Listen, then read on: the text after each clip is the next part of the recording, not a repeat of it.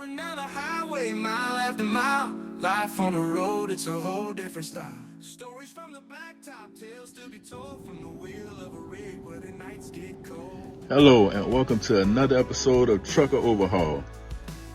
And what we're going to talk about today is pretty much why is people so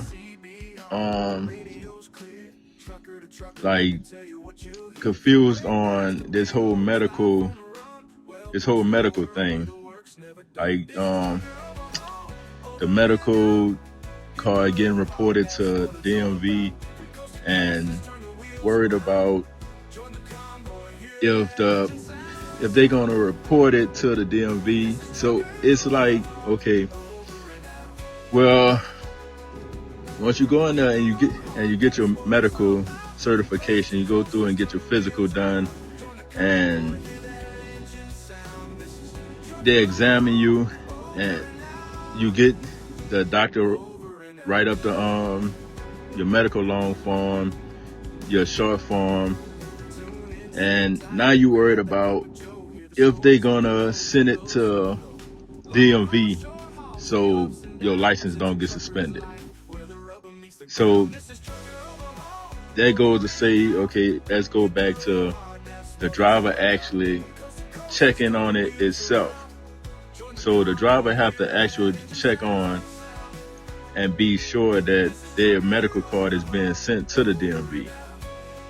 So if the driver do that, then they don't have to worry about, if once they get put into a scare house, what's going to happen. Because one, you already called in, you checked to make sure that everything is on the up and up. And,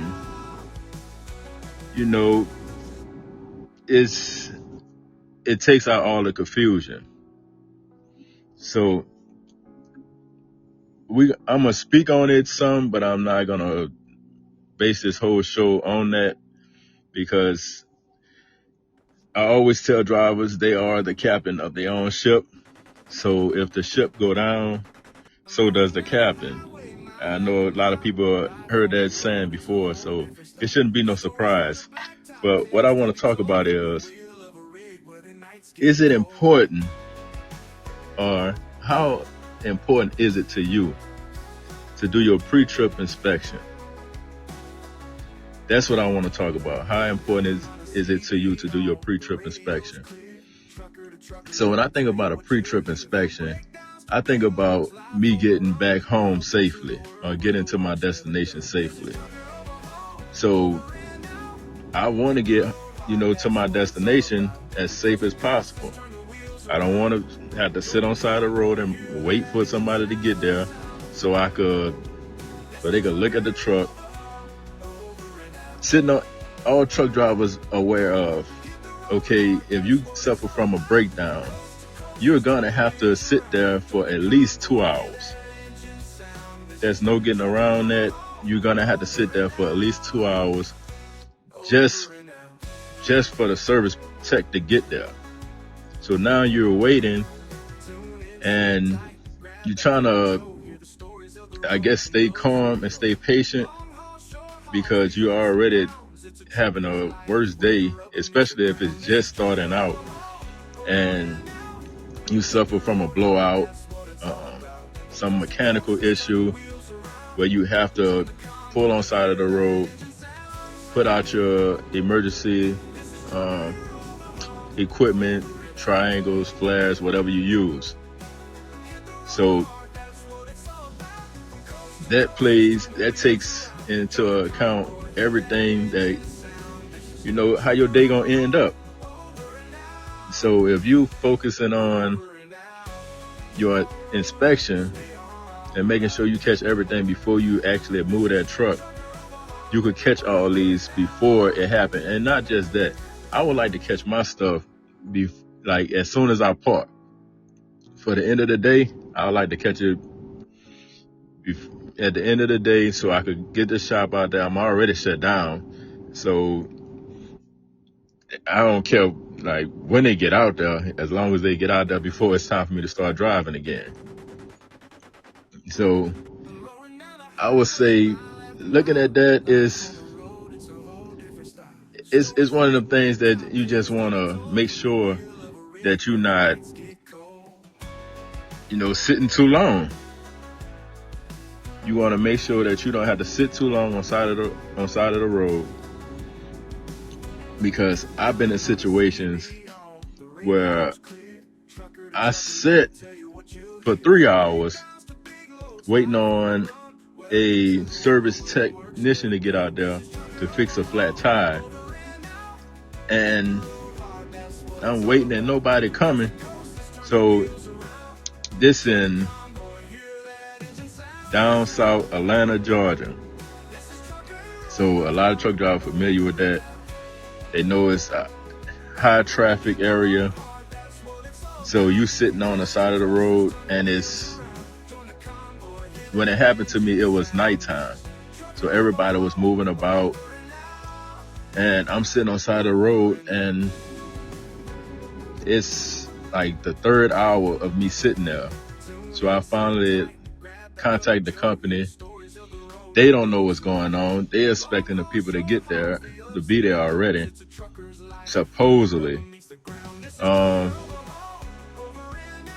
But I take it on my own. Like I said, I'm the captain of the ship, so I got to take it on my own.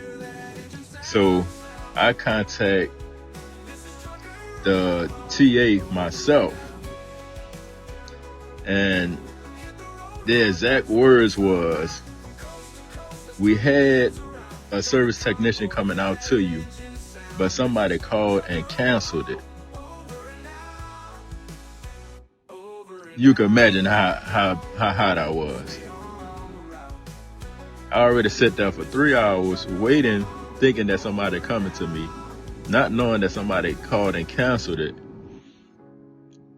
So I called the company back and I told them, "Hey, y'all need to contact these people and make sure that somebody coming out here."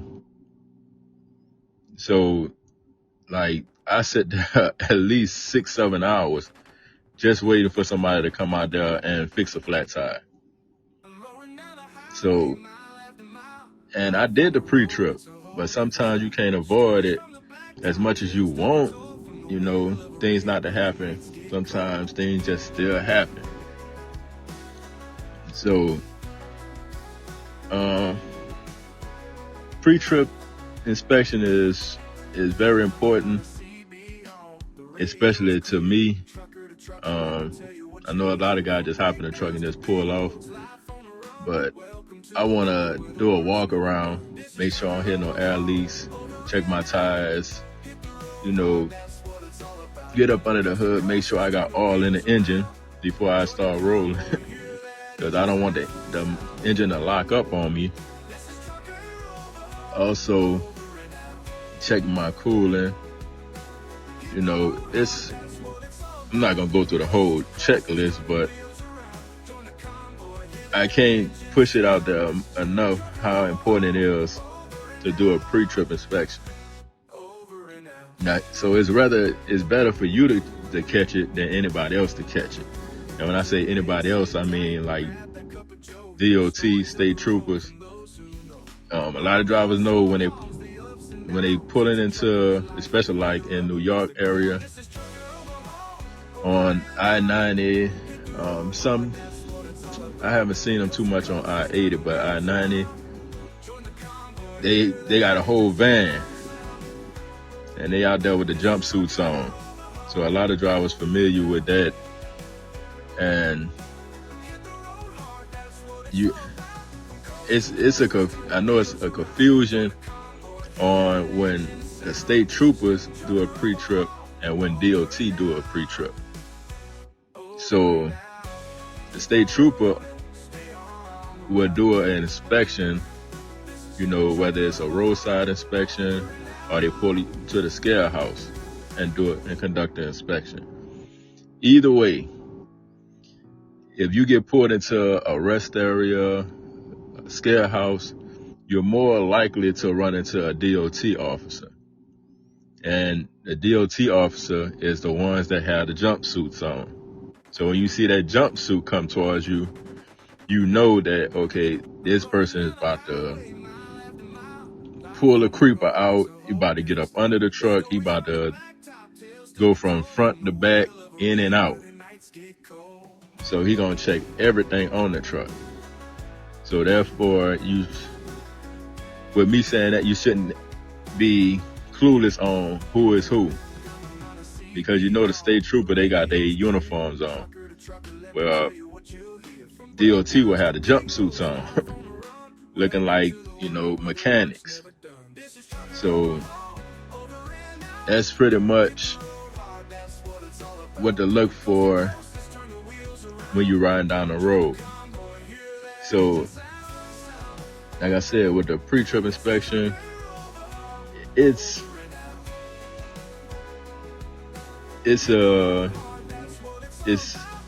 two ways you can look at it. So you can look at it as, okay, now you about to waste time, or you can look at it like, okay, let me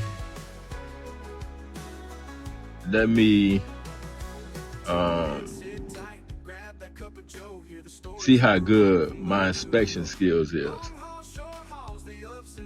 because they're gonna go off a checklist. You could go off a checklist, but most drivers going off of memory. They're going off how much they remember to check on the truck. So that's what a lot of drivers going off of. And my question to you is, have you ever failed a DOT inspection? And what mindset did that put you in? I know it didn't put you in the best mindset, but was you angry at the officer, or was you angry because you got caught? Like what mindset was you in when you experienced this?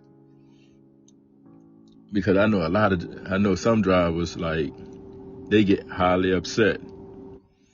Well, you know, if you think about it, it's nobody to blame but yourself. I've been in trucks where, I failed some DOT inspections. For the most part, it just really made me think about, okay, look, I need to tighten up. I need to tighten up my game. I need to, check this truck, because it's something I did wrong. I preached the saying, like, hey,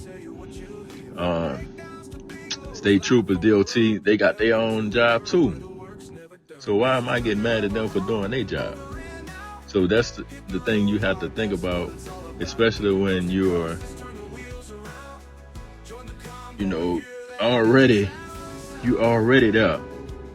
They already got you at the scare house. And they already got you on the side of the road. So it's no reason to get upset. Like, just go ahead and just do what you're supposed to do, because they're gonna write it up anyway. So,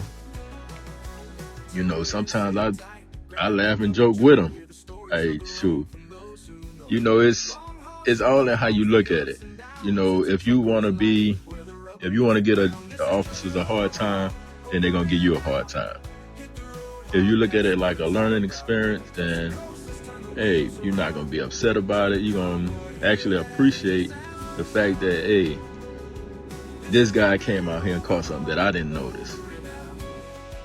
So I know a lot of people might be upset with me because I said it like that, but that's the only way you can look at it. That way you won't be frustrated driving down this road and, possibly cause an accident or, injure someone because of how you feel, which is, at the end of the day, something that you could have prevented. So when you fail a DOT inspection, try to think of it in a positive way. Because it's not hurting nobody but you. Like, what can you possibly do besides get mad, rip the paper up? It's just a waste of time, and it's still rolled up. So just tighten up your game, check those trucks. It's all about being safe out here. I've seen trucks hanging off in a ditch, and a lot of times I wonder, how did they do that? Like, what was they doing for them to run the truck off into a ditch? Rolled over a truck. Like, it's like, if you need to slow down, slow down. Like, there's no such thing as a hot load. I know everybody out here want to make money, and I'm not mad at you. That's what we out here to do. We out here to make money, but we also got to be safe. So coming out here, it's more than about money. You got people depending on you back home. You got to make sure that you can make it back to them with all your limbs in place. So if you roll this truck, it's a great, possibility that you might not be 100% when you get out of it. So, just make sure checking these trucks is one of the most important things that you could possibly do while you on the road. Like, I don't care what nobody what line people try to feed you. As much as, as a truck driver, we don't want to stop. We want to get down the road. We thinking about that construction zone that we just went through, that everybody slowed down to 20 miles an hour. And it cost us 5 minutes at each construction zone. So sometimes we have to do a complete trucker overhaul. We had to change the way we're thinking out here. We had to remember that safety is the number one goal. We want to stay safe because whether you know it or not, this is a large vehicle that we are driving. We have to navigate around tight turns. We had to drive way more cautious than, a four-wheeler. A straight truck, the box truck, because they could still operate like a regular car. We got this 60-foot vehicle, that we're navigating down city streets. For the most part, we try to stay on highways and interstates. But some places we go to, you end up on a city street trying to get to a warehouse, a DC. So my next question is, when you got pulled in, I want you to think about this. Before you got pulled into that inspection station and you had that thought going through your head, is they gonna pull me into one of those bays? Especially when you get that arrow to go on to the scale, because you don't know what's going on in there. When you got pulled into that, like, what mindset was you in? How did you prepare? So I guess that's my question to you: how did you prepare for that inspection before you you know got up to the scale house? Like, what mindset was you in? Because I know when I see that arrow and it said pull on to the scale, and I know that I'm empty, and I'm gonna tell you, a lot of times they'll tell you to pull onto that scale so they can update your DOT number in their system. And we as truck drivers always see that as, okay, now they about to mess with me. They about to try to find some kind of way to pull me into an inspection bay. And sometimes we get up there and we start looking nervous. And that by itself trigger an inspection. So when we get up there and we start looking nervous, start looking around, looking confused, that right there trigger an inspection. So sometimes what I do, I like to, just do I don't know how to say it. Like, I just do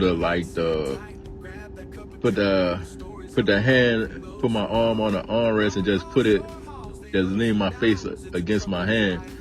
Like I'm just waiting. Like, okay, how long is this gonna take? That's the thing. So it's all about how you proceed a situation. And for the most time, as soon as I do that, they give me the green light to go. So sometimes I have you sitting there for like a couple seconds to see if you're anxious, see if you're gonna start looking around, but just watch your body language. So I just put my hand on the side of my face. Okay. How long you gonna wait? Okay, I'm gonna wait. And they say, okay, look, this guy here, like, he not worried about what we do. Let's go ahead and just let him go, because we ain't gonna waste our time with him. And I learned that from over the years of driving trucks that even if they'd have pulled me into a bay for inspection, I'm gonna be out there joking with them. Look, hey man, what's going on? Like let's hurry up and get this moving on so I can get on down the road, man. Like, check what you're gonna check, cause if you want to find something, you're gonna find something regardless. There's nothing I can do about that. Let's go ahead and get this situation moving so I can get on down the road and you could go on to your next inspection and everybody happy. So I don't get out there arguing with them and start cursing them out and start yelling, and because they're gonna sit there and be quiet and look at you. Some of them might just say something, but for the most part, they're just gonna sit there and look at you and take a mental note on what you're saying. But that's what a lot of truckers don't realize. When a cop goes silent, they are mentally recording what you are saying. So when they put it in their report, they can recite it word for word as accurate as possible. So when you go to court and try to fight it, now they can say, okay, look, this is what this person said to me. So we don't realize that because we're angry, we're yelling, and the officer is just sitting there being quiet, listening to what you're saying. So that's what I mean when I say let's change the way we thinking out here as truck drivers. Because just like we're trained to do this job, they're trained to do their job. We're getting a lot of new drivers out here, and we're not setting the best example for these new drivers on how to deal with, when they get pulled into a bay for inspection. Sometimes the the scale house master will come out there and he'll come to the driver's side of your truck and ask you for your logs or ask you for your paperwork, and then tell you to pull around the side and then, come on in. So for the most, like, it's different techniques that, you might run across at each scale house. It's not going to always be the same. You might have, like, I ran into Indiana, right down I-65. Well, I have everybody coming into the scale and then have a DOT officer standing right there on the edge of the building listening for air leaks. He might stop you and then he'll check in between your truck, to look at the hoses, the electrical cords, make sure it's not hanging on the catwalk, cuts, scrape, bulges, or nothing like that. And then he'll tell you to go ahead. So like I said, it's not going to be the same avenue as you ride down the road. So I want you to take that in consideration when you're dealing with DOT and how they navigate things.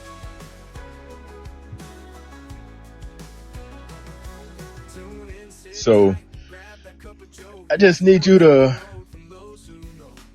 be professional out there, learn the ropes, and you'll see that it's not as hard as people make it to be, because a lot of drivers out here make it real hard.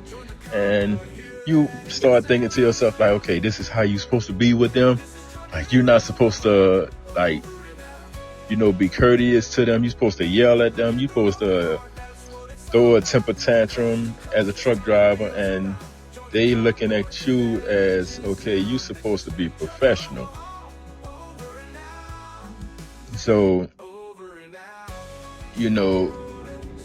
it's a lot of things that could help your situation or hurt your situation. Because like I said earlier, if they want to find something, they're going to find something regardless. And depending on your attitude, they're going to stick it to you. I talked to multiple DOT officers. I talked to, safety managers. And one of the things that the DOT officer told me, he said, we do, when we first pull a truck into a scale house, and we tell them to pull around back and bring their paperwork in, the first thing we look for is their attitude. He said, that's the first thing we look for, is their attitude. And he said, the attitude determines what level we're going to do on them. So that's what I mean. Like, even if you had the best attitude and they still do, a full inspection on you, don't get upset. Don't get upset. Because like I said, they got a job. You got a job. Remain professional at all times. Stop getting upset when you pull into a scale house. Know it comes with the job. This is the career you chose. It comes with that. It comes with, making money. You got rules everywhere you go. And this is just another set of rules that you have to deal with as a truck driver. And I want all you truckers out there to be safe. Be cautious when you driving around, alongside of these four-wheelers, because they're not trained as truck drivers. So we have to drive for them and, be aware of their actions so they can make it safe to where they got to go.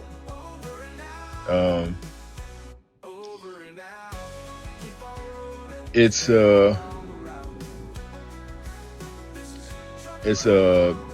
great thing to be in the trucking field. And I want everybody out there to be safe out there, make their money, and do what they got to do. Until next time, this is Trucker Overhaul. I want y'all to be safe out there and try not to lose y'all composure. Stay focused, and y'all take care and be safe out there and do those pre-trip inspections. Stories from the blacktop, tales to be told from the wheel of a rig where the nights get cold.